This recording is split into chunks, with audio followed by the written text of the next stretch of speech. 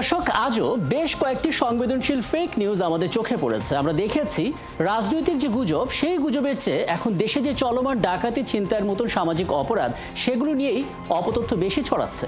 এবং যারা এসব অপতথ্য ছড়াচ্ছে, আমরা তাদের ফেসবুক প্রোফাইলও বিশ্লেষণ করে দেখেছি। দেখা যাচ্ছে এদের বেশিরভাগই থাকেন দেশের বাইরে। একই পেজ বা একই প্রোফাইল থেকে একাধিক মিথ্যা তথ্য আসছে, যেগুলোর একাধিক ফ্যাক্ট চেকও করা হয়েছে। এমন অন্তত 4টি মিথ্যা তথ্যের বিপরীতে সত্য তথ্য আমার হাতে আছে। চলুন সেটা একটু দেখে আসি। বিজয় আসবে নামের একটি ফেসবুক পেজ থেকে ছড়িয়ে দেওয়া হয় কক্সবাজারে বিমান ঘাঁটিতে হামলার নিউজ নাকি ধামাচাপা দেওয়ার চেষ্টা করা হচ্ছে। সংঘর্ষে নিহত 13, আহত 65। এই খবরটি মুহূর্তেই ছড়িয়ে পড়ে ঝড়ের গতিতে। তবে বিষয়টি যে অপতথ্য, সেটা নিশ্চিত করে ফ্যাক্ট চেকিং প্রতিষ্ঠান রিউমার স্ক্যানার। তারা জানায় দাবিটি সঠিক নয়, বরং সেই সংঘর্ষের ঘটনায় শিহাব কবির নাহিদ নামের একজন নিহত হয়েছেন। একজন নিহতের তথ্যকে 13 জন নিহতের দাবিতে প্রচার করা হচ্ছে, যা বিভ্রান্তিকর। ওদিকে গুঞ্জন রহমান নামের ফেসবুক পেজ থেকেই ছড়ানো হচ্ছে গুঞ্জন। স্ট্যাটাসে জানিয়ে দেওয়া হলো, গত রোববার রাতে বনশ্রীতে দুর্বৃত্তের গুলিতে নিহত হয়েছেন স্বর্ণ ব্যবসায়ী আনোয়ার। এটা যে মিথ্যা তথ্য, সেটা জানা গেল ফ্যাক্ট চেকিংয়ে। সঠিক খবরটি হলো, বনশ্রীতে গুলি করে 200 ভরি স্বর্ণ ছিনতাইয়ের ঘটনায় ভুক্তভোগী স্বর্ণ ব্যবসায়ী আনোয়ার গুলিবিদ্ধ হলেও তিনি আশঙ্কামুক্ত রয়েছেন। এছাড়া এই ঘটনায় আর কেউ নিহত হয়নি। সম্প্রতি হিন্দু নারীদের হাত থেকে শাখা পলা খুলে নেওয়া হচ্ছে, নারী শিশুদের নির্যাতন করা হচ্ছে। গত 16 বছর কি এই বাংলাদেশ দেখেছিলেন? এমন দাবিতে একটি ভিডিও ইন্টারনেটে ছড়িয়ে পড়েছে। চৌধুরী ঝর্ণা নামের ভেরিফাইড ফেসবুক পেজ থেকে ছড়ানো এই ভিডিওটি যে গুজব, সেটা প্রমাণ করল রিউমার স্ক্যানার। তারা জানায় এটা মূলত শাহবাগে সড়ক অবরোধ করা প্রাথমিকের আন্দোলনকারী শিক্ষকদের সরাতে পুলিশের জলকামান এবং লাঠিচার্জের দৃশ্য। এটাকেই হিন্দু নারী শিশু অত্যাচারের দৃশ্য বলে চালিয়ে দেওয়া হচ্ছে। ওদিকে স্বরাষ্ট্র উপদেষ্টার ছবি সংযুক্ত করে সন্ধ্যা থেকে ঢাকাসহ সারা দেশে যৌথ বাহিনীর প্যাট্রোলিং, ডাকাত আর ছিনতাইকারী দেখামাত্র গুলি, এমন শিরোনামে মূলধারার গণমাধ্যম কালের কণ্ঠের লোগো সম্বলিত একটি ফটোকার্ড সামাজিক মাধ্যমে প্রচার করা হয়েছে। রিউমার স্ক্যানার টিমের অনুসন্ধানে জানা যায়, ডাকাত আর ছিনতাইকারী দেখামাত্র গুলি এমন কোনো মন্তব্য স্বরাষ্ট্র উপদেষ্টা করেনি এবং কালের কণ্ঠ এমন কোনো ফটোকার্ড বা সংবাদ প্রকাশ করেনি। প্রকৃতপক্ষে কালের কণ্ঠের আদলে নকল ফটোকার্ড তৈরি করে ভুয়া এই দাবি প্রচার করা হয়েছে। দর্শক, আজ 4টি অপতথ্যের ফ্যাক্ট চেক করতে গিয়ে আমরা দেখেছি চলমান সামাজিক অপরাধগুলো ঘিরেই সবচেয়ে বেশি অপতথ্য ছড়ানো হচ্ছে। যারা এসব অপতথ্য ছড়াচ্ছে, তাদের ফেসবুক প্রোফাইল বিশ্লেষণ করে দেখা যাচ্ছে এদের বেশিরভাগই দেশের বাইরে থাকেন। এছাড়া ভারতের পুরনো সহিংসতার খবরগুলো সম্পাদনা করে বাংলাদেশের বলে চালিয়ে দিচ্ছে একাধিক মহল। রাকিব হাসান, 71।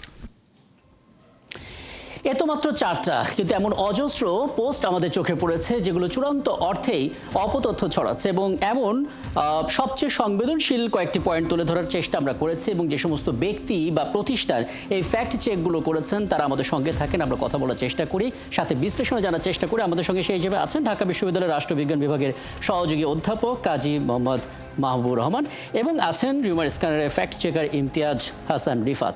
আপনাদের দুজনকে স্বাগত জানাচ্ছি এবং ধন্যবাদ জানাচ্ছি সময়টা দেওয়ার জন্য। এবং জনাব মাহবুবুর রহমান, আপনার কাছে আসবো, তার আগে আমি একটু ফ্যাক্ট চেকিংয়ের অভিজ্ঞতাটা শুনে আসতে চাই। ইমতিয়াজ হাসান রিফাত, আবারও আমন্ত্রণ জানাচ্ছি আপনাকে এবং ধন্যবাদ জানাচ্ছি যে ধারাবাহিকভাবে আসলে অপতথ্যগুলোর বিপরীতে সত্য তথ্যগুলো আপনারা তুলে ধরছেন। যেটা আজকে আমরা আপনাদের সাহায্য নিয়েই, রিউমার স্ক্যানারের সাহায্য নিয়ে ফ্যাক্ট চেক করতে গিয়ে দেখলাম যে এই কদিনে আসলে রাজনৈতিক বা আন্তর্জাতিক গুজবের চাইতেও দেশে চলমান যে সামাজিক অপরাধ, সেগুলোকে ভিত্তি করে গুজবগুলো বেশি ছড়াচ্ছে। আপনাদের এক্সপিরিয়েন্সটা কি একটু বলবেন? সাথে একটু জানতে চাই যে কোন ধরনের অপতথ্যের ক্ষেত্রে ফ্যাক্ট চেক করতে সবচাইতে বেশি চ্যালেঞ্জ আপনাদেরকে নিতে হচ্ছে? জি, ধন্যবাদ আপনাকে। আপনি যেটা বললেন, বর্তমান সময়ে যে সামাজিক অপরাধগুলো সেটা আসলে বৃদ্ধি পেয়েছে। তো সারা দেশে আসলে এটা বৃদ্ধি পেয়েছে, সেই প্রেক্ষিতে আসলে বৃদ্ধি পেয়েছে বর্তমান সময়ে গুজবের সংখ্যা। তো আমরা দেখেছি যে বর্তমান সময়ে যে ফটোকার্ড এবং পূর্বের ভিডিও এবং দেশের বাহিরেরও ভিডিও প্রচার করা হচ্ছে এবং সেটা বলা হচ্ছে বাংলাদেশের। এবং এটাও দেখলাম যে আমরা ভারতের বিভিন্ন ঘটনার যে ভিডিওগুলো, সেগুলোও প্রচার করা হচ্ছে বাংলাদেশের ঘটনা বলে। শুধু যে ডাকাতি বা ছিনতাই এই ঘটনা নয়, ধর্ষণের ঘটনার মতো ঘটনার ভিডিও, পূর্বের ভিডিও প্রচার করা হচ্ছে বা ভারতের ভিন্ন দেশের, আফ্রিকান দেশের গুলো ঘটনা করা হচ্ছে। প্রচার করা হচ্ছে। তো আমরা ২৪ তারিখ থেকে আজ পর্যন্ত প্রায় ৬০টির মতো ফ্যাক্ট চেক করেছি শুধু ছিনতাই এবং ডাকাতির ঘটনা নিয়ে। সেখানে আসলে প্রচার করার যে দৃশ্যগুলো ছিল সেখানে বাহিরের দেশের ফেসবুক পেজ বা ভুয়া যে ফেসবুক পেজগুলা এবং সাবেক বা সাবেক যে প্রধানমন্ত্রীর নামের ফেসবুক পেজ, গ্রুপ, এছাড়া সাবেক যে সরকার ছিল সেই সরকার বা যে রাজনৈতিক দল ছিল সেই পেজগুলা থেকে বা গ্রুপগুলা থেকে বা এরকম নামে প্রচার করা হচ্ছে আমরা দেখছি। আরেকটা বিষয় যেটা বললেন যে যাচাই করা সম্ভব হচ্ছে না। অনেক সময় দেখছি আমরা বিভিন্ন ভিডিও প্রচার করা হচ্ছে আসলে আমরা সেখানে কাট করে প্রচার করা হচ্ছে, অনেক সময় সোর্স পাচ্ছি না এবং এগুলো আসলে টুইটার বা এক্স বর্তমান সময়ে সেখানে প্রচার করা হচ্ছে যেগুলো আসলে যাচাই করা সম্ভব হচ্ছে না আমাদের। তো আসলে এরই প্রেক্ষিতে আমাদের যে মূলধারা গণমাধ্যমগুলো সেগুলোর সচেতন হতে হবে, কারণ আমরা সম্প্রতি দেখেছি একটি গণমাধ্যমের যে আহ দর্শনের সংখ্যা উল্লেখ করে একটি নিউজ করা হয়েছে যা ব্যাপক ভাইরাল। তো আমরা আসলে এটা নিয়ে অনুসন্ধান করেছি। অনেক ধন্যবাদ ইমতিয়াজ হাসান। আমরা চমৎকার কিছু ধারণা আপনার কাছ থেকে পেলাম এবং ধন্যবাদ। হয়তো সামনের আয়োজনে আবারও কথা বলার সুযোগ আপনার সঙ্গে হবে এবং আপনাদের ফ্যাক্ট চেকিং যে অভিজ্ঞতা সেটা জানার সুযোগ আমাদের হবে। অনেক ধন্যবাদ। জনাব কাজী মোহাম্মদ মাহবুবুর রহমান, আপনার কাছে যেটি জানতে চাই, আসলে আমরা দেখতে পাচ্ছি যে মিথ্যা খবরকে রং চং মিশিয়ে যেভাবে বিশ্বাসযোগ্য হিসেবে তুলে ধরার একটা প্রচেষ্টা, তাতে আসলে রাষ্ট্রের ঝুঁকিটা আপনি কি দেখেন? এবং সাধারণ মানুষ যারা একেবারে প্রান্তিক অঞ্চলে থাকে তারা আসলে সত্য মিথ্যা বোঝার যে দক্ষতা তৈরির চেষ্টাটা, সেটা আসলে কিভাবে করা সম্ভব, ধারণা একটু দেবেন আমাদেরকে। জি। আসলে এটা একটা ইম্পর্ট্যান্ট প্রশ্ন আপনি উত্থাপন করেছেন। আমরা জানি যে মিসইনফরমেশন যেগুলো মানে তথ্য বিকৃত করে প্রচার করার ব্যবস্থা, কখনো কখনো ইন্টেনশন থাকে, কখনো কখনো ইন্টেনশন থাকে না। মানে যেভাবেই করা হোক না কেন, এটা সামাজিক অস্থিরতা তৈরি করে এবং সামাজিক অস্থিরতা একটা পর্যায়ে রাষ্ট্রীয় অস্থিরতার রূপান্তরিত হয়। কিন্তু বাংলাদেশে বর্তমানে যে ধরনের অস্থিরতাগুলো আছে সেগুলো এক ধরনের সামাজিক অস্থিরতা। এগুলো আসলে এখনও রাষ্ট্রীয় অস্থিরতা রূপান্তরিত হওয়ার মতো নয়, কিন্তু এগুলোকে বন্ধ করার প্রয়োজন আছে এবং যেন এই ধরনের অস্থিরতা না থাকে এবং এই অস্থিরতাকে কেন্দ্র করে প্রপাগান্ডা প্রচার এবং ফেক তথ্যে যেন মানে মানুষ বিভ্রান্ত না হয়, সেগুলোতে রাষ্ট্রের করার কিছু আছে। সেটা হলো রাষ্ট্র উদ্যোগ নিতে পারে যে মানে নাগরিকদেরকে মানে প্রচারণার মধ্যে নিয়ে যেতে পারে যে কতটা নাগরিকরা কোন ধরনের তথ্যের উপরে বেশি নির্ভরশীল হবে। বিশেষ করে আপনি জানেন মানে যে সকল মূলধারার মিডিয়াগুলো আছে, আপনি ইলেকট্রনিক মিডিয়া হোক অথবা প্রিন্ট মিডিয়া হোক, এই ইলেকট্রনিক এবং প্রিন্ট মিডিয়ার উপরে যে নাগরিকদের নির্ভরশীলতা আরও বাড়ানোর দরকার, সেটার প্রচারণা রাষ্ট্রযন্ত্র করতে পারে।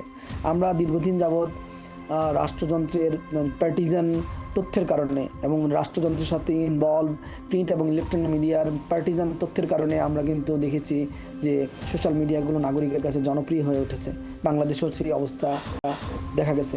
এখন এই অবস্থা থেকে নাগরিকদেরকে বের করে আনতে হবে। নাগরিকরা যেন মূলধারার সংবাদ মাধ্যম ইলেকট্রনিক বা প্রিন্ট মিডিয়ার উপরে বেশি আস্থা রাখতে পারে, সেটা দায়িত্ব তিনটা কর্তৃপক্ষের। প্রথমত হলো যারা মূলধারা মিডিয়া আছে, ইলেকট্রনিক প্রিন্ট মিডিয়া, তারা সত্য এবং নির্ভরশীল তথ্য প্রকাশ করতে হবে এবং এতে দিনে দিনে নাগরিকদের আস্থা ফিরে আসবে।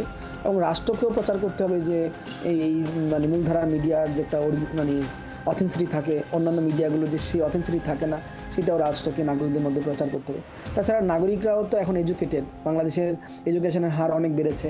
নাগরিকদের মধ্যেও নানান ধরনের কমিউনিটি আছে যারা ভলান্টারিভাবে নাগরিকদের উজ্জীবিত করতে পারে কীভাবে তারা সত্যিকারের মানে নিউজগুলোর আগ্রহী হবে, যে নিউজগুলো অথেন্টিক সোর্স থাকে। সো অথেন্টিক সোর্স ছাড়া শুধুমাত্র মিডিয়াতে, সোশ্যাল মিডিয়াতে বা ফেসবুকে বা অন্য জায়গায় সরাসরি প্রচার হয়েছে, শুধুমাত্র এইটার উপরে নির্ভর না করে মানে নাগরিকদের উচিত যে ওই তথ্যটা যেই সোর্সকে আইডেন্টিফাই করে ইন্ডিকেট করে সেই তথ্যে সরাসরি যাওয়া, সেই সোর্সে সরাসরি যাওয়া এবং সেখানে গিয়ে চেক করা যে আসলে ওই মানে আপনি যে একটু উদাহরণ দিলেন কালের কণ্ঠের কথা, আসলে কালের কণ্ঠে এটা প্রকাশিত হয়েছে কিনা, সেটা যতক্ষণ পর্যন্ত যাচাই করা যাচ্ছে না ততক্ষণ পর্যন্ত নাগরিকদেরকে সোশ্যাল মিডিয়া এক্ষেত্রে যদি একটু রেফারেন্স আপনি আমাদেরকে দিতেন জনাব মাহবুবুর রহমান, বাইরের উন্নত দেশগুলো, যেমন আমি অস্ট্রেলিয়ার কথা বলতে পারি, যে সেখানে অপতথ্য ছড়ানোর জন্য খোদ ফেসবুককে আসলে কাঠগড়ায় দাঁড় করাতে পেরেছিল সেই দেশের সরকার। মানে আমরা আসলে এরকম করে স্টেপ নিতে পারি কিনা, আমাদের দিক থেকে আসলে রাষ্ট্রের কি করণীয়? শুধুমাত্র যে ফেসবুককে কাঠগড়ায় দাঁড় করাতে হবে সেটা আমি ফেসবুককে সোশ্যাল তার মিডিয়ার কথা বলছি, ফেসবুকে রেফারেন্স হিসেবে দিলাম। জি, রাষ্ট্র সেই যে সকল পলিসিগুলো ফেসবুক ভায়োলেট করে এবং রাষ্ট্রকে নিরাপত্তাহীন করতে পারে অথবা সোসাইটিকে নিরাপত্তাহীন করতে পারে, সেগুলোর ক্ষেত্রে তো রাষ্ট্র তাকে প্রোটেস্ট করতেই পারে। জি। কিন্তু রাষ্ট্র ফেসবুককে প্রথমতই ফেসবুককে ইন্ডিকেট করে বা ফেসবুককে মানে আক্রমণ করে রাষ্ট্রের কাজ করার প্রয়োজনীয়তা আমি এখন মনে করি না। আমি আগে মনে করি যে রাষ্ট্রের উচিত নাগরিকদের মধ্যে সেই মানে মানে আসল নিউজ, সঠিক নিউজটাকে বের করে আনার জন্য যে প্রচারণা, সেইটা রাষ্ট্র করতে পারে। রাষ্ট্রের অনেক যন্ত্র আছে এবং এটা কিন্তু আপনারাও করতে পারেন। বর্তমানে মূলধারা যে ইলেকট্রনিক এবং প্রিন্ট মিডিয়াগুলো আছে, আপনারাও কিন্তু সেটা করতে পারেন যে কিভাবে নাগরিকরা সচেতন হবে মানে আসল তথ্য পাওয়ার ক্ষেত্রে এবং আপনাদের উপরে কত বেশি নির্ভরশীল হবে সেই নির্ভরশীলতা তৈরি করতে হবে আপনাদের বিশ্বাসযোগ্যতার মাধ্যমে। বাংলাদেশে গত 15 বছর যে প্রবলেমটা হয়েছে সেটা হলো মূলধারার মিডিয়াগুলো অত্যধিক পরিমাণে সরকার নির্ভরশীলতার কারণে এই মিডিয়াগুলো সত্য তথ্য প্রচার করতে পারে নাই, আর এর ফলে নাগরিকরা মূলধারা মিডিয়া থেকে বের হয়ে গিয়েছিল এবং বের হয়ে তারা অন্য সোশ্যাল মিডিয়ার উপর নির্ভর করেছে। সেই জায়গা থেকে নাগরিকদের বের করে আনার জন্য আস্থা তৈরি করতে হবে। এটা আমাদের দরকার মিডিয়া এবং এই যে সময়টা আমরা পার করছি, এই সময়ের মধ্যে আসলে সেই সুযোগটা কাজে লাগাতে হবে যেখানে আসলে সঠিক তথ্য মানুষের কাছে তুলে ধরা যায়। আপনাকে অনেক ধন্যবাদ এবং সময় থাকলে আলাপটা দীর্ঘ করতাম। আমাদের সঙ্গে ছিলেন এতক্ষণ ঢাকা বিশ্ববিদ্যালয়ের রাষ্ট্রবিজ্ঞান বিভাগের সহযোগী অধ্যাপক কাজী মোহাম্মদ মাহবুবুর রহমান এবং রিমার স্ক্যানারের ফ্যাক্ট চেকার ইমতিয়াজ হাসান রিফাত, তিনি আমাদের সঙ্গে ছিলেন এবং আমরা মূলত অপতথ্যের বিপরীতে যে সত্য তথ্যগুলো আমরা খুঁজে বের করার চেষ্টা করছি তার পেছনের কথাগুলো জানার চেষ্টা করছিলাম। এবং দর্শক, আপনারা আছেন ফ্যাক্ট চেক নিয়ে একাত্তরের নিয়মিত আয়োজন ফেক নিউজ স্ক্যানারে, এবং রবি থেকে বৃহস্পতি সপ্তাহে 5 দিন আমরা রিউমার দূর করতে হাজির হব ঠিক একই সময়ে। এবং আপনারাও যুক্ত হতে পারেন। যে কোনো খবর যদি আপনাকে সংশয় ফেলে সেটির একটা স্ক্রিনশট আমাদেরকে মেইল করতে পারেন। মেল আইডি দেখতে পাচ্ছেন fns.71tvgmail.com, অথবা ফেসবুকে যোগাযোগ করতে পারেন www.facebook/fakenewsscanner। এখানে আমরা সেই তথ্যের ফ্যাক্ট চেক করে আপনাদের জানাবো। মনে রাখবেন দর্শক, চটকদার শিরোনাম দেখেই ক্লিক করবেন না। বিশ্বাস আর প্রতিক্রিয়া জানানোর আগে ফ্যাক্ট চেক করুন। থাকুন একাত্তরের সাথে।